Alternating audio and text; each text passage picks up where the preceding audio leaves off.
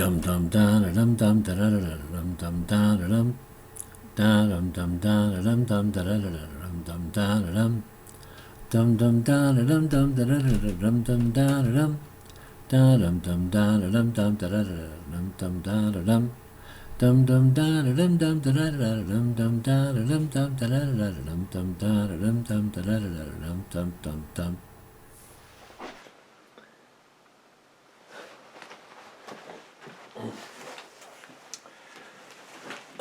Ready. 3, 2, 1. Okay, folks, how you doing? It's April the 7th, 2020, and this COVID-19 virus situation, it sort of forced me to readjust my calendar considerably, and so I'm going to actually include more topics in this video than I originally had anticipated. We're going to talk in this video, we're continuing the discussion of whether it's better for a nation to be a cooperator with other nations or to be a competitor with other nations. And we're going to talk in this video here about free trade, jobs, where there's going to be a little bit of a discussion of the World Trade Organization, whether it's affected adversely jobs and or wages. And then we're also going to throw in a discussion about my fictional novel, Rao's Solution. Now, even though it's fiction, I basically set it up as a hypothetical to show the reasoning behind the argument that there is an intrinsic, fundamental, structural, systematic aspect, characteristic of free market capitalism that will always make the rich get richer and the poor get poorer, at least relative to each other. And in Rao's Solution, there is this, a fictional proposal, but it's actually, to me, it's a serious one, on how to start the ball rolling to eliminate that problem of the rich getting richer income-wise and wealth-wise, and the poor going the other direction, and a hollowing out and a dissipation of the middle class. And how that may be avoided in the future, because not having a healthy middle class is probably bad politically. It might even ultimately lead to the failure of the society which suffers that consequence. Okay, so like I said, we're going to talk about free trade, jobs, the World Trade Organization, and at the end I'm going to throw in the discussion of Rao's Solution, which I did not originally anticipate to do in this video. So I hope you'll forgive it, and the reason I think that the fictional discussion is valid here is I think that it's it's like a lot of things. It's a very simple notion, but it's until you actually think it through, you just take it for granted. There's a lot of things that are like that. Now, of course, free trade is a very competitive type of thing. One of the great things about free trade, though, however, is it allows, or basically more or less forces or allows, countries to specialize in what they do best, and that's one reason why it is able to generate wealth. But it's also so that's the competitive aspect, and a lot about free enterprise generally. It's great at generating wealth. The problem comes with how that additional wealth that has been created by that competition is distributed, and that's where the cooperative aspects may, in fact, probably do come into play. See if you agree with that.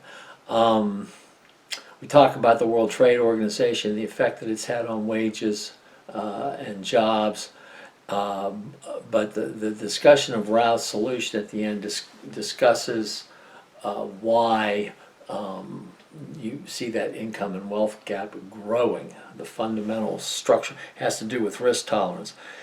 Then, importantly, Rao also suggests during the course of the book that basically the solution that Rao proposes for his country is going to eventually have to be implemented or come as some sort of cooperative agreement amongst nations, that they will make their companies in each nation pay their folks according to some kind of formula like that. They not specifying amounts here, but it's the formula that's important, not the amounts. Well, naturally, the formula ultimately affects the amounts, but it's the formula. It doesn't. Rao's solution is flexible, but it's but it's substantive. In any event, so that's where we are. It has international ramifications, and please, I hope that you find the discussion stimulating, and with that, I'll just let you see the rest of the video. Thanks for joining us. So, talking about American workers getting a fairer shake at things. These statistics, maybe they do, maybe they don't, point to a different situation of what maybe some of the candidates have discussed on the stump. Let's start down here. Maybe it'll give us a little bit of historical context. This is a balance of trade graph, and over here are percentages of gross domestic product, the size of the economy. And a lot of people don't realize this, but back in the late 1800s, in the 1800s and until they adopted the income tax, the federal income tax, a major source of income for the federal government was the money they collected on tariffs on imported goods. So tariffs were a big deal back then, and this graph goes from 1900 all the way up to the present day, and zero means that it's 0% of GDP, and it goes from -6% up to 6%. That's basically giving you the volume of trade, of the trade balance, I should say, exports minus imports. If it's negative, that means that imports are greater than exports. If it's positive, that means that exports, U.S. exports are greater than imports. Negative means that U.S. imports are greater than U.S. exports. Okay, this graph sort of shows it, and I think I got this off of Wikipedia's discussion of balance of trade. I'm not sure the data for this, but back when they had high tariffs, as you can see, we had a positive, we're up here, this is all positive territory up here, and this is negative, means imports are greater, this means exports are greater. We're in positive territory, and we had high tariffs. 1945, of course, is the end of World War II, and BW is Bretton Woods. That's when there was an agreement on, after the war, there was a desire to free up trade. We'll discuss a little bit more about the history because of the Smoot-Hawley Act that was adopted in the 1930s. It was Smoot-Hartley Act. That was because of the Smoot-Hartley Act. It was adopted in the 1930s, which imposed high tariffs. It caused a little bit of a trade war, which probably worsened the Depression of the 30s.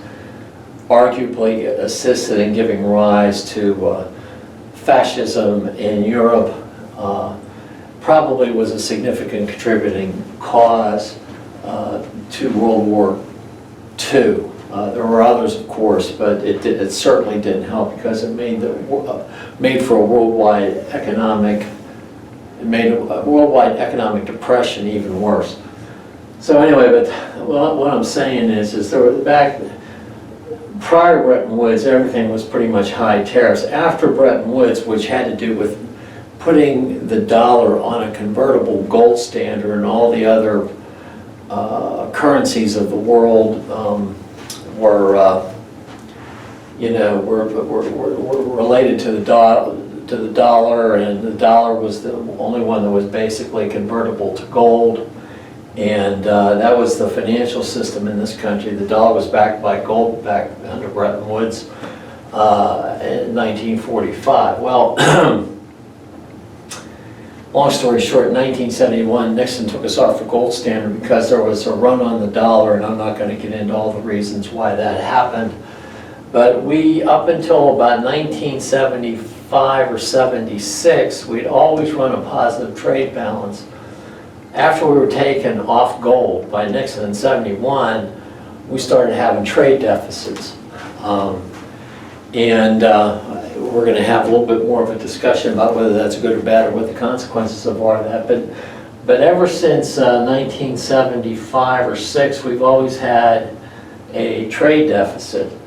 And we're going to have a discussion about the World Trade Organization, and that's 1995. And you can see that the trade deficit increased, even though it's going down here. That just means that imports are getting bigger and bigger relative to exports. So anyway, so that's kind of that's a little bit of a historical backdrop. But in terms of the angst caused by the issue of trade in all things, let's just look at a few numbers because they're kind of interesting. As you can see, the World Trade Organization was originated in 1995. So this is the World Trade Organization right here. And we will discuss that in 1995. So 95 is kind of a good year. Well, actually it was set up in 94 under the Marrakesh Agreement, but it started operations in 95. All right, so in 95, after this is the level of U.S. employment. This is people that have jobs in millions, and you can see after World Trade Organization, well, employment continued to rise in this country. So it's not like trade doesn't, just in terms of total employment numbers, it does not look like it's had any negative effect in that respect. Now, of course, we do have a population growth situation, but if we go back down to here, this is the unemployment level in the United States, and here's the WTO, and you can see after 95, when the World Trade Organization was put into place, and we are a member of the World Trade Organization, which facilitates international trade and seeks to help resolve trade disputes, and it's a big conference that's designed to lower trade barriers, lower tariffs, get people to have the same intellectual property rules and whatnot. You can see that after it was adopted here, the unemployment rate continued to come down. Now, it did go back up a little bit here, and there was a steep decline, increase right here. But this was remember during the, when Obama was first elected, right before, during the election, we had the financial crisis with Lehman Brothers and whatnot, and that's right in here. As you can see, unemployment spiked back then, and even though there was ripple effects, because what happens in the United States has a tendency, because its economy is so large, has a tendency to have ripple effects. But this was more of a financial problem as opposed to a trade-related issue. Yes. I don't really want to get into a discussion of a very complicated subject, what the cause of the 2008 recession was, for example, but it was primarily because of problems with toxic mortgages related to the collapse of financial institutions like Bear Stearns and Lehman Brothers and a few others. But there was problems with excessive risk-taking by financial institutions because of lax regulation. But that's a complicated subject. But my point is that was not really a trade-related spike in unemployment. It was due to other causes that precipitated this thing. But I'll leave it to others to discuss how much, if anything, international trade contributed to this.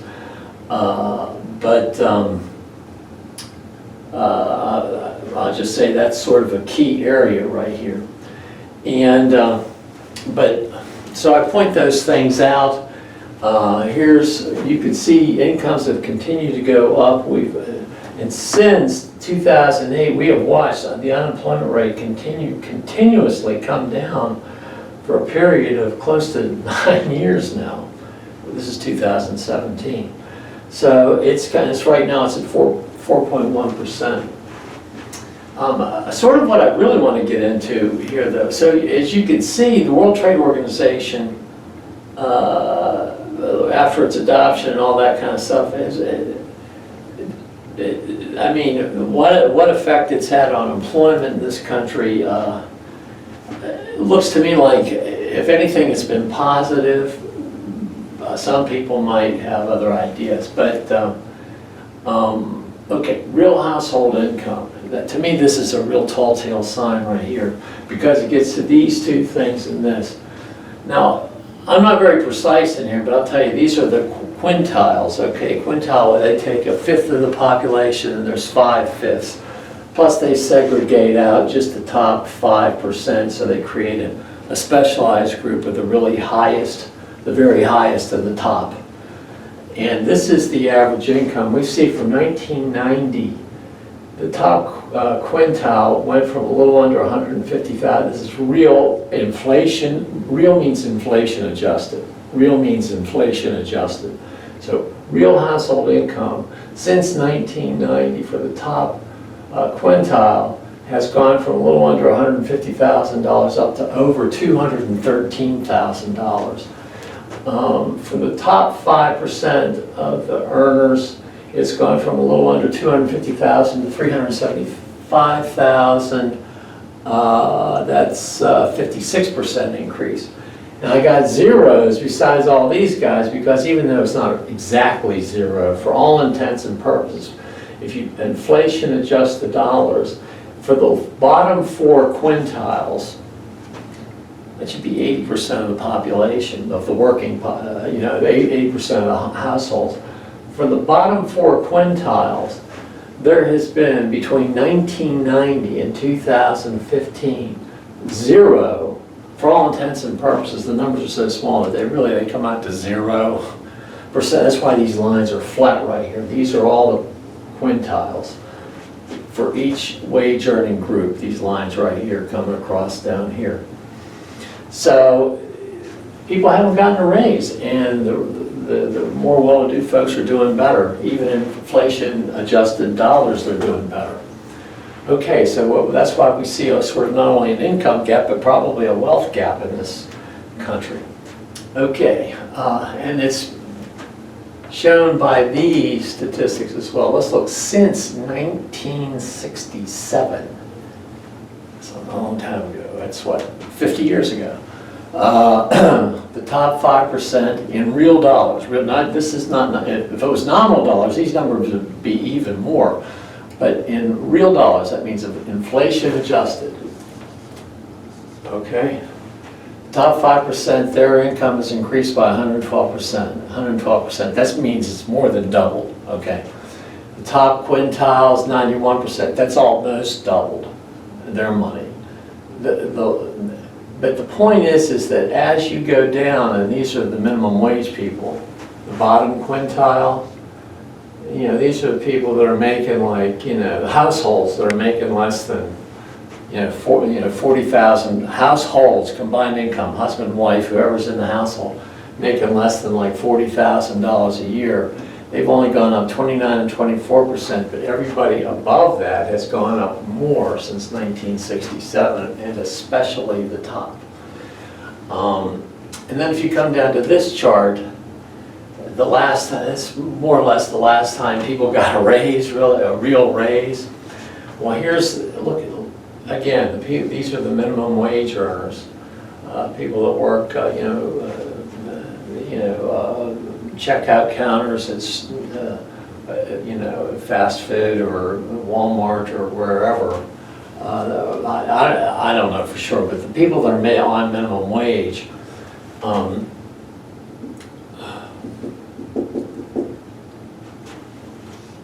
their best year was in minimum wage people. Their best year was in 1999. That was their best year income-wise.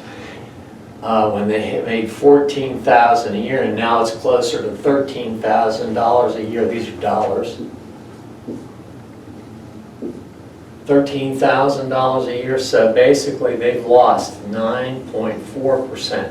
They're 9.4% worse off than they were in 1999. And the people that are just above that are 2.4% worse off inflation adjusted wise than they were in this case in the year 2000.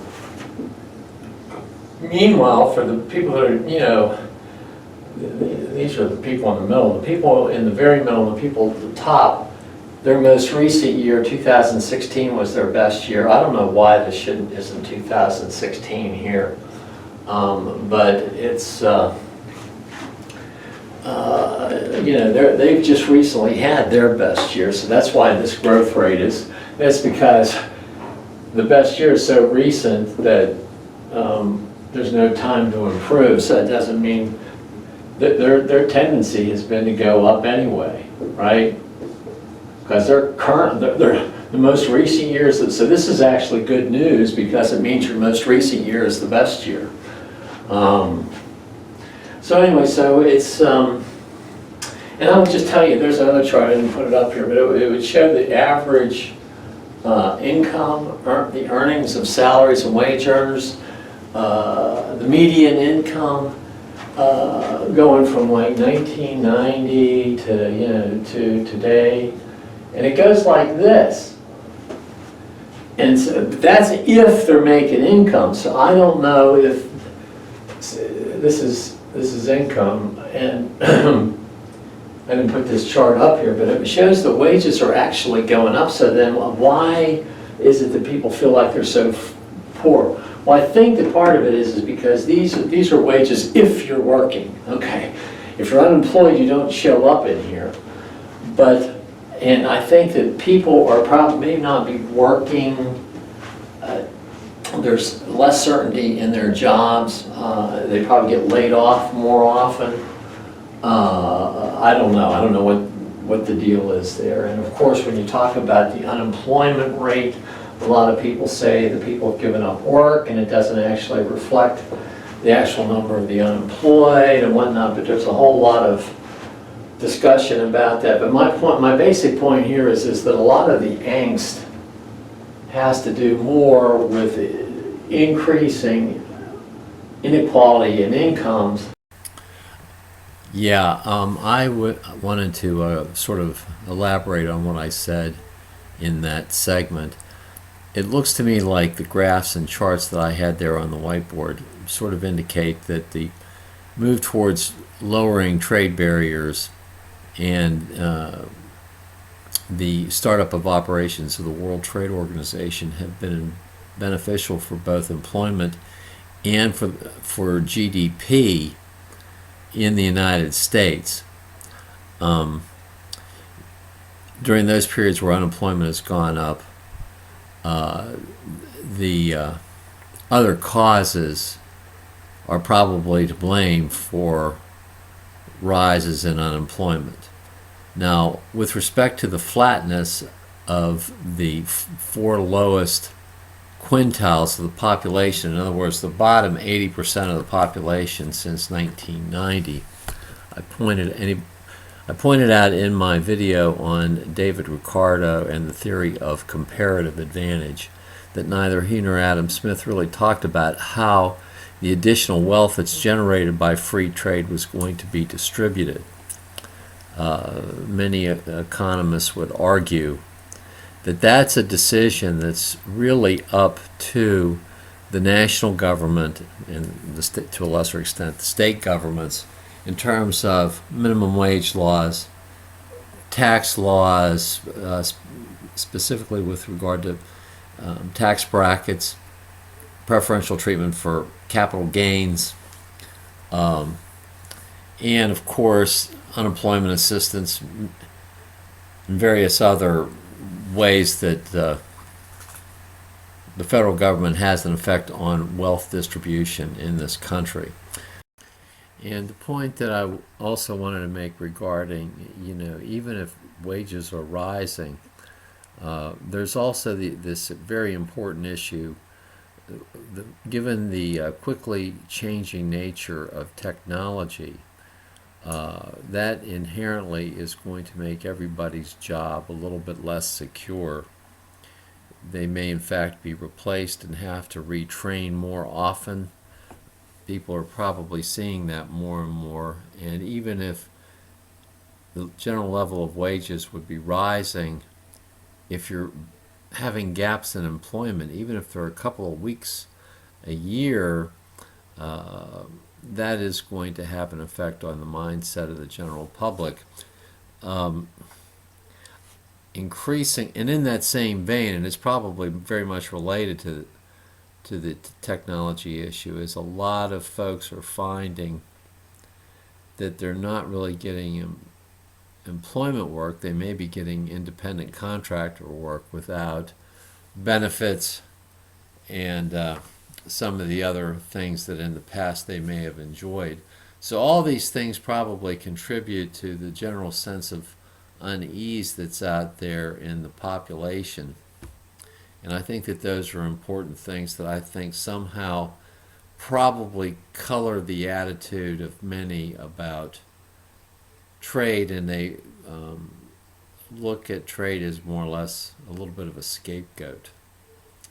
Those are just some thoughts on that subject. So in other words, it's not really an issue of free trade, according to some economists. It's more a question of what domestic policy is on how the pie is divided. Hello. What kind of conclusions or generalizations can we make then? Well, economic competition is the best way to reduce prices, make products affordable, and increase the level of economic activity. In that sense, it's probably the best philosophy to generate wealth.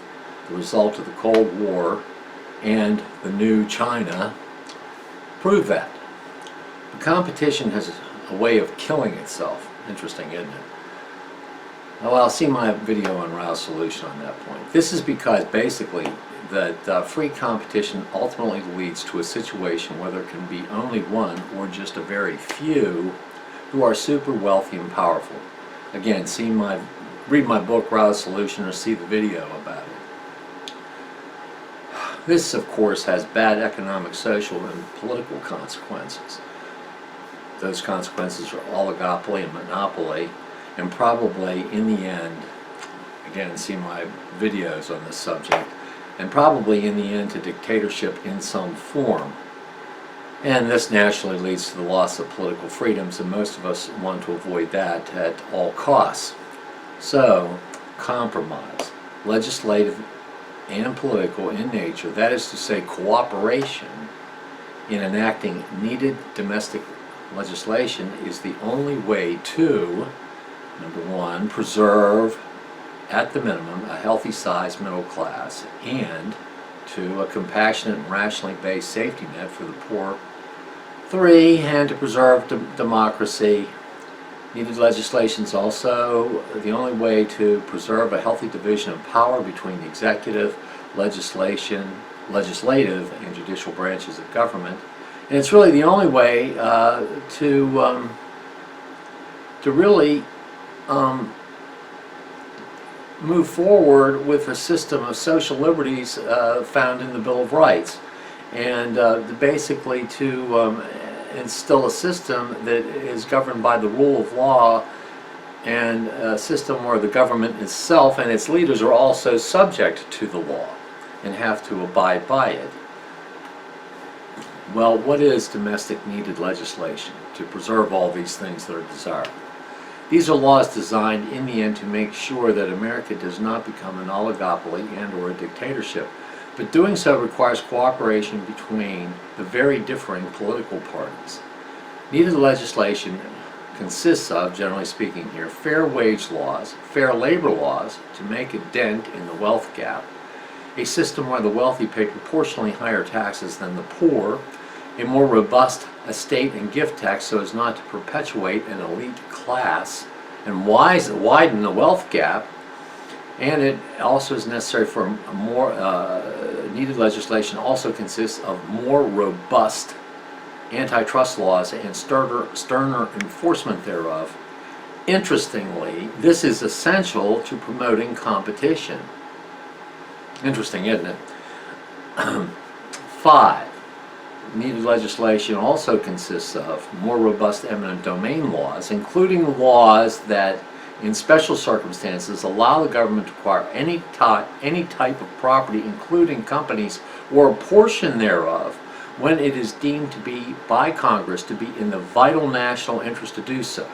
In this regard, laws in appropriate cases, you may even consider in appropriate cases public-private partnerships. That's a complicated subject. Number 6, continued and improved safety net legislation for the poor, the disabled, and for the displaced, and for unemployed workers. 7, laws that promote education and train workers for relevant and competitive jobs in the high-tech global world. 8, laws that make needed health care affordable and available to all. 9, laws that promote social harmony, non-discrimination, and equal voting rights. International issues and in the competition versus cooperation context. All right, unilateralism and or competing with other countries has a useful application in, in international trade, but only to the extent that additional wealth is created. And that occurs where free trade is promoted without, in most instances, tariffs or quotas. Where free trade is promoted without, in most instances, tariffs and quotas. Adam Smith and David Ricardo are right. Free trade generates wealth for all countries participating in free trade. Why? Well, see my video on David Ricardo and free trade.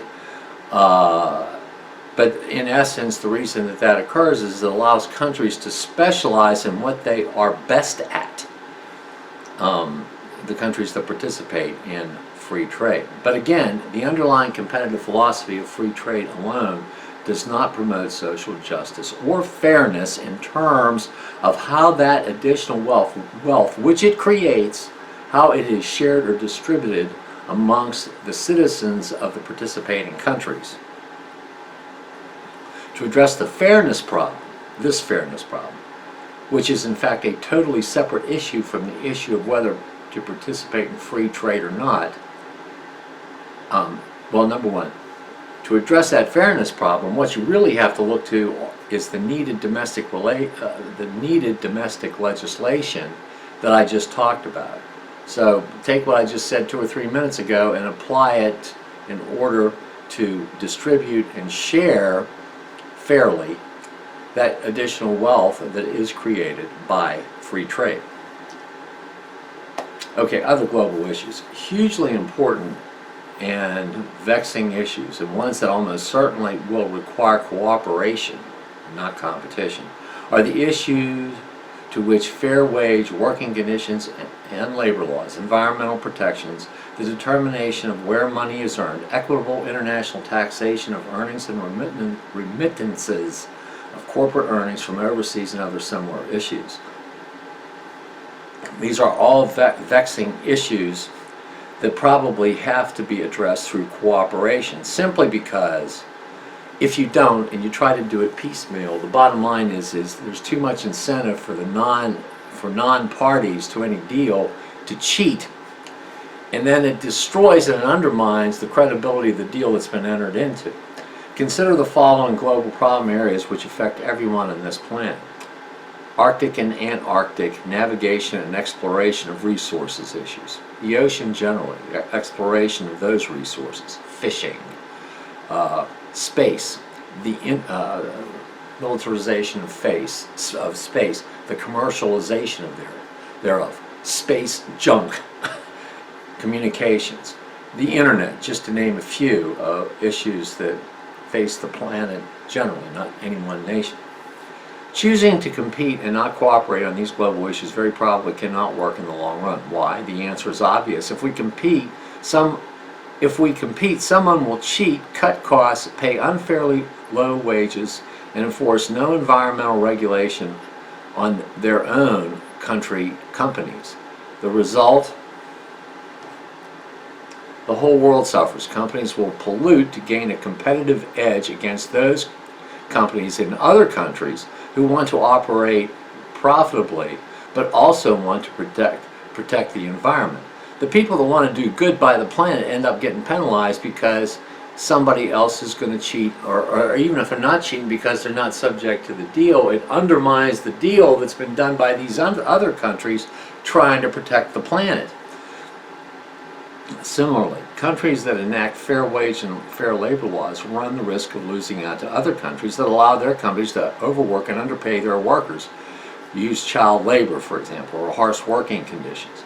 This naturally causes companies to be tempted to relocate, and really the whole world suffers for this because of its disruptive effect on jobs in several countries and on international relations generally. I've done several videos on international trade and the World Trade Organization, and I invite you to watch those videos, so I won't repeat here what I said there. Moreover, and again, doing separate deals with different countries will very probably not be effective in solving global problems. Why? Again, if different separate deals are done, then one group under one deal will enforce lower standards to benefit their companies, defeating those countries that enter into other separate deals that enforce more stringent standards that protect everyone around the world. Pretty soon, the more protective deal will fail, and everybody will be engaged in more globally harmful activities. Again, the whole world suffers. We have more polluted water, fishing depleted, global warming, rising oceans, inundated cities, migration of populations, even the availability of drinking water will be affected. Changing growing seasons will affect the food supply. These all create conditions for migration, immigration problems, release of new diseases, melting permafrost, pandemics. I say this in the middle of a coronavirus pandemic that's going on right now. This is March 22nd, 2020. And it also causes conditions for grave social unrest and ultimately war, and a really bad one. And interestingly enough, if we don't annihilate each other with nuclear or chemical weapons, we may be in for a centuries-long dystopian barbarian conflict fought in the ruins of what was once civilization. We have to accept that this is an increasingly smaller, interconnected global community now. We may think we are separated by thousands of miles of oceans, and that we have a huge military to protect us. But that ocean will kill us if it keeps rising, and that military is becoming increasingly too costly, and military adventurism and playing policemen is taking too many resources, leaving more urgent civilizing needs unfulfilled, and not sufficiently protecting us from, and the military doesn't sufficiently protect us from asymmetrical risks, those posed by terrorists and small-time players in rogue states who can kill us with computer viruses, or maybe with drones carrying chemical weapons or something of that nature. In other words, aircraft carriers don't cut the cake like they once did. It would seem to solve global issues like those mentioned above, and even fair wage and labor issues, and even issues related to international taxation and how to handle multinational corporations, that all this will require cooperation and multilateralism and not competition and unilateral approaches. Albeit, while at the same time we need to balance the vital need to preserve the basic sovereignty of our nation and its ability to defend itself. That's why a reasoned and balanced approach is necessary, and not one based on a knee-jerk belief in the superiority of free markets and a now antiquated notion of mid-20th century America. Okay, this next portion is the portion on Rao's solution that I had discussed at the beginning of this video. And in connection with herewith, I'm just going to show you a few slides that I had prepared. They don't necessarily match up with the video, but they're true, and they give you some background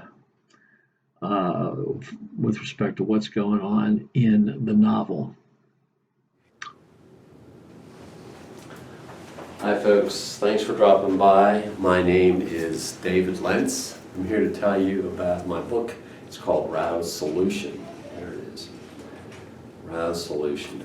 I wrote it in 2014 and pretty much went to market in 2016, in the summer of 2016. Since then we've had the presidential election. As a matter of fact, President Trump was inaugurated yesterday, so this is being videotaped in January of 2017.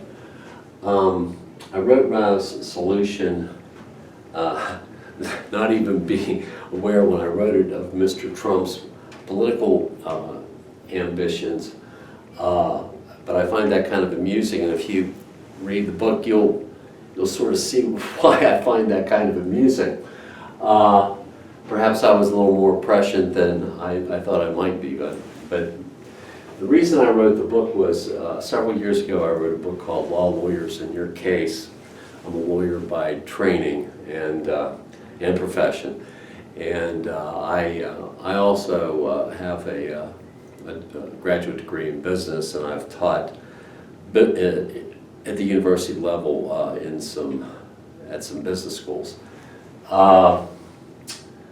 So in any event, but when I was writing the book on lawyers, there was a chapter in it, there was going to be more than a chapter on settlement of legal cases, and the discussion was going to center around how you come up with a settlement value for a case. Well, I started thinking about risk, and I decided that that was a subject that needed to be separately treated, but I was never really satisfied with what I was coming up with, but I did come up with a hypothetical in my own mind that became the basis for this TV game show, which is designed to basically totally even the playing field between the rich and the poor, give everybody an equal shot at winning, and see how risk affected how the participants played the game. And in the process of that, I think that basically the book points out some of the reasons why we have this widening wealth gap, and why capitalism, despite the fact that it is probably the best economic system on the face of the planet, like all things that are man-made, it has its flaws, and it has the structural flaw that the book, I think, if the point made in the book is taken to its logical conclusion, would demonstrate that ultimately capitalism will ultimately lead to oligarchy, government by just a few powerful rich people, or even monopoly, a super wealthy person. And if you look at what's going on with some of the internet is being dominated by fewer and fewer parties. If you look at even the retail business, that's being dominated by fewer and fewer parties. We have this confluence of wealth and power in fewer and fewer people. And if you look at what's going on, we have a dictator in the Soviet Union. You look at Erdogan in Turkey, and you look at the situation in China. Their current president is also seems to be centering a lot of power around himself. That if you look at those situations, and if you look at President Trump's cabinet picks, that you'll see that in more and more, we've got richer and richer people running everything. They're not only just running businesses, now they're running government and everything else. So if you take the oligarchy thing and you take into account drones, and the book talks a little bit about drones. Well, it doesn't talk about it, it's woven into the plot. We see that it takes less and less for fewer and fewer people to control everything. And so that situation has got to be rectified, and that's one reason why Rao, who is sort of a more of an empathetic kind of politician, he cares about the lower classes in his country, and he requires that, he doesn't say that the employees have to be paid exactly what upper management is being made, but he imposes this law that says, hey, you got to pay them at least some of what you get, some percentage of what you as upper management get. Now, it's not a minimum wage law, because the employees compensation is tied to what upper management makes. So upper management can pay themselves anything they want, but if they do, they've got to sort of also boost the earnings of the lower paid employees. Anyway, the book is interesting because there's an assassination plot. This rogue CIA agent tries to come back to New York, and he runs to see this love interest that he has with this girl who happens to be one of the first game show participants, who just so happens to fall in love with the main protagonist of the book, who is this television show's producer. And he's got a college-age kid who is involved in a fraternity that they seem to be out carousing about and up to no good. It's worrying him to death. He's having marital problems. He falls in love with one of these contestants who also, and this contestant, just oddly enough, happens to be from the country that Rao is trying to implement these new wage laws in. But the book deals with all these issues, and it talks about how Rao's wage law would impact international trade and moving jobs overseas, and whether that would help solve that problem. There's an in-depth discussion about it interwoven into the book, and I won't bore you with the details of how I do that, but I tried to make it, that's the reason I wrote the book, to be entertaining but yet sort of enlightening in dealing with all these hot button issues that are currently extremely relevant. But I think that the book, in this game show, oddly enough, which is a fair game show, which has an effect on Paul Earle. He's the producer of this game show. His entire political view of the world and what makes it tick and what's maybe the proper course of action, because it has a profound effect on him, this very simple game show. And the outcomes of the game show I tried very, very hard to make very realistic and very, very fair. And I think that it demonstrates that, that may be the inevitable outcome of capitalism in all circumstances. This isn't a book about communism. It's a book that basically makes these points, and I hope that I think that I put it in an entertaining context. And I hope that you'll pick up a copy of Rao's Solution when you're at your favorite bookstore. And I'll see you at reasonandbalance.com. But, all right, now we need to interject here. We can't be starry-eyed idealists. We got to get real.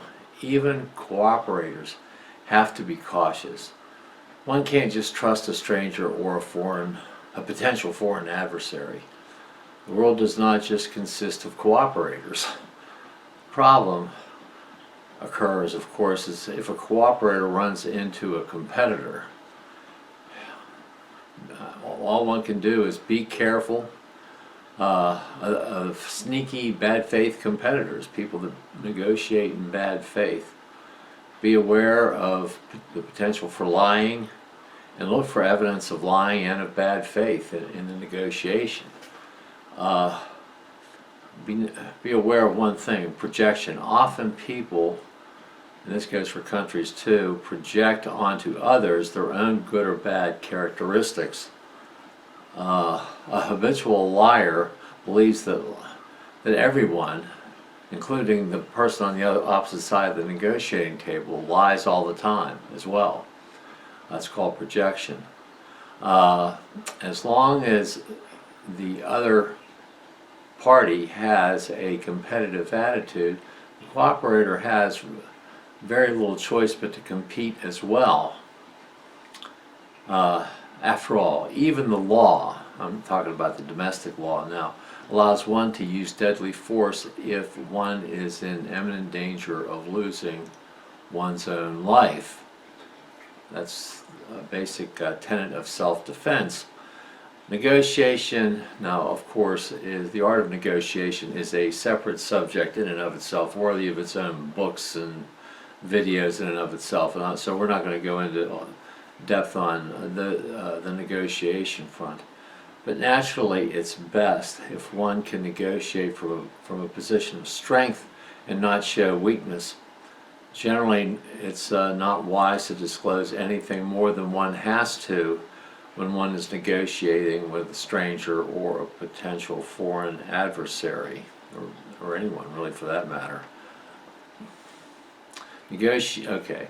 Generally making out, but I will say this from my own personal experience, generally if you make outrageous demands, it risks a breakdown in trust in the negotiation. If the other party thinks they're wasting their time, or they're insulted and they get angry and they come back with a similar type of outrageous demand. And naturally, lying, if discovered, will completely break down trust and destroy any negotiations.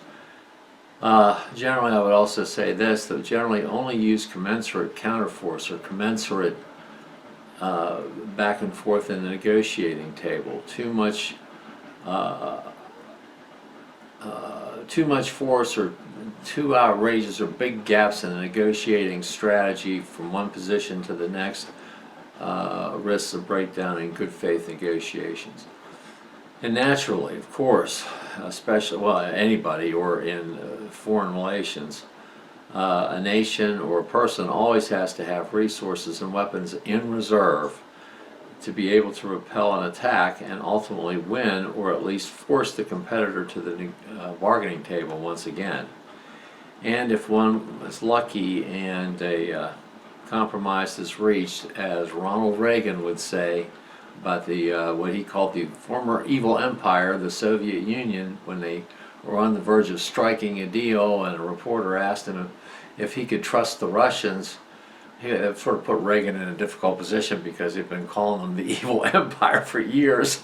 He said, well, what he would do is he would trust but verify. So there you go, trust but verify that compliance with any deal is actually taking place if a deal is reached. Always be in that position to be able to verify. All right, anyway, so negotiation is a separate subject, but I didn't want you to think that we were starry-eyed idealists, and so that portion had to be said.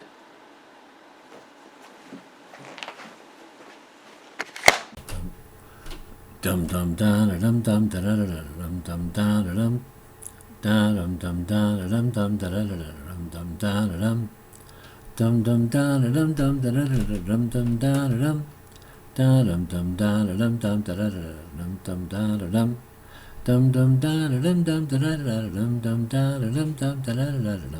da dum dum dum dum dum da dum dum da dum dum da dum dum dum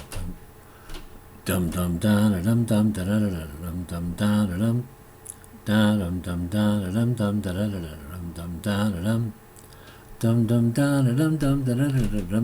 dum da dum dum da dum dum da dum dum da dum dum dum da dum dum da dum dum da dum dum da dum dum da dum dum da dum dum